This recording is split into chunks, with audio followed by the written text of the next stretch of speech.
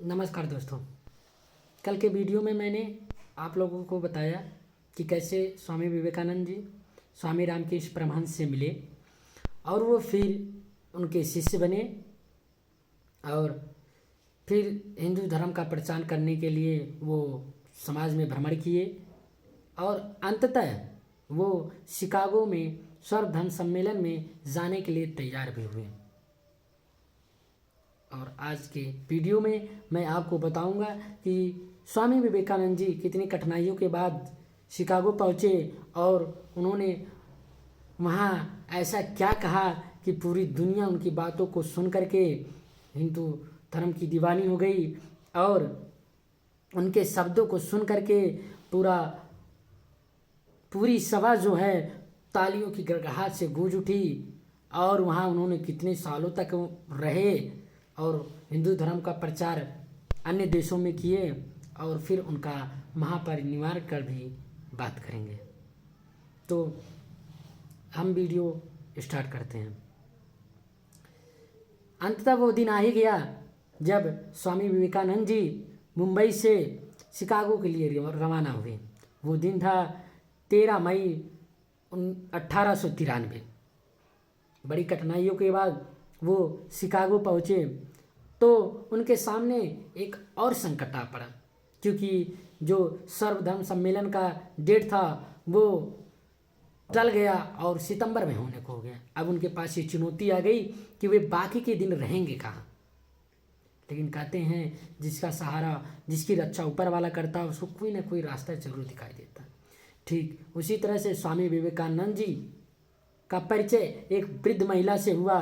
वृद्ध महिला उनके भाषण को, उनकी आवाज़ को सुन करके, उनकी वेशभूषा को देख करके मंत्रमुग्ध हो गई और उन्हें अपने घर पर रहने के लिए निमंत्रण दिया।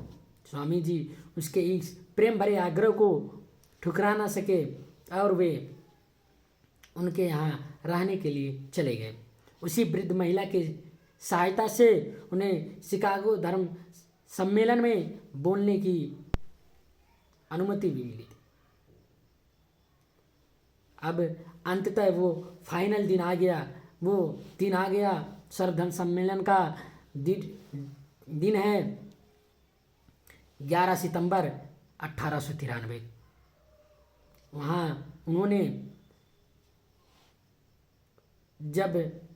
बोलने के लिए बहुत कम ही समय दिया गया, लेकिन फिर भी जब उन्होंने अपना भाषण शुरू किया तो पूरी सभा जो है तालियों की गड़गड़ाहट से गूंज उठी और जो उन्हें समय दिया गया था उससे अधिक समय तक उन्होंने वहाँ भाषण दिया। उनके जो शब्द थे वे अनमोल शब्द हैं। मेरे प्यारे अमेरिकी भाइयों और बहनों, यही बातें सुन करके वहाँ जितने भी सदस्य उपस्थित थे, जितने भी लोग उपस्थित थे, उन्हें मंत्रमुग्ध होकर के सुनने लगे। उन्हें लगा कि कोई आया है जो ये बातें कर रहा है, अपनत्व का भाव दे रहा है। वरना अभी तक जिन्होंने आया बस केवल अपने धर्म की बड़ाई करते गए, अपने धर्म के बारे में बताते गए, अपनत्व का भाव किसी में नहीं था। वही स्वामी विवेकानंद जी ने अपनत्व का भाव दिया और उन्होंने अपने भाषण में कहा कि मैं सभी धर्मों की जननी की तरफ से आप सभी लोगों को प्रणाम करता हूँ और मैं अपने हिंदुस्तानी भाइयों के जितने भी भाई बहनें हैं उनकी तरफ से आपको प्रणाम करता हूँ। ये शब्द सुन करके वहाँ जितने भी लोग थे सब उनके दीवाने हो गए। कहते हैं कि उनका भाषण लंबा चला और कई दिनों तक जब तक सर्वधर्म सम्मेलन चला उन्हें बोलने के लिए मंत्र पर आदर सहित आमंत्रित कर दिया गया था। कहते हैं उस समय वहाँ के जो अखबार थे उन पे ये छपा कि भारत देश से एक तूफानी हिंदू आया है। लोग उनको तूफानी हिंदू की संज्ञा से बुलाने लगे और फिर वहीं से उनको अन्य देशों से निमंत्रण मिलने लगा।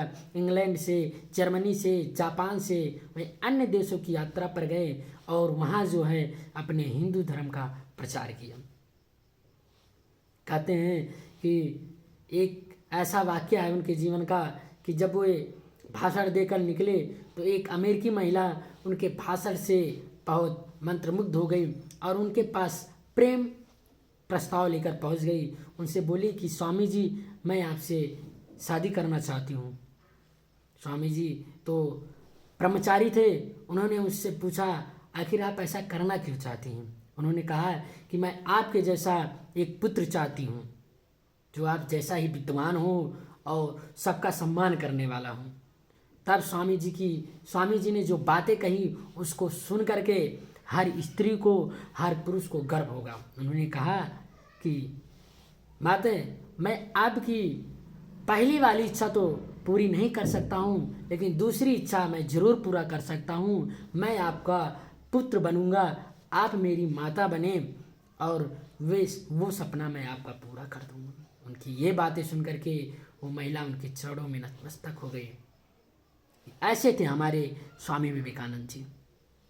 उन्होंने वहाँ यात्रा की, अपने धर्म का प्रचार किया, फिर वे भारत लौटे। भारत लौटने पर उनका भव्य स्वागत हुआ, क्योंकि उन्होंने उस तरह से काम ही किया था कि हर कोई उनका दीवाना हो गया था। उनकी चर्चा हर जगह होने लगी।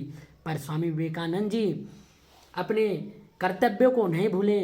वो भारत में जो उस समय बुराइयां थीं उसको वो ख़त्म करना चाहते थे, और फिर वे उसी कार्य में लग गए। और उस कार्य को पूरा करने के लिए उन्होंने रामकृष्ण मिशन का स्थापना किया।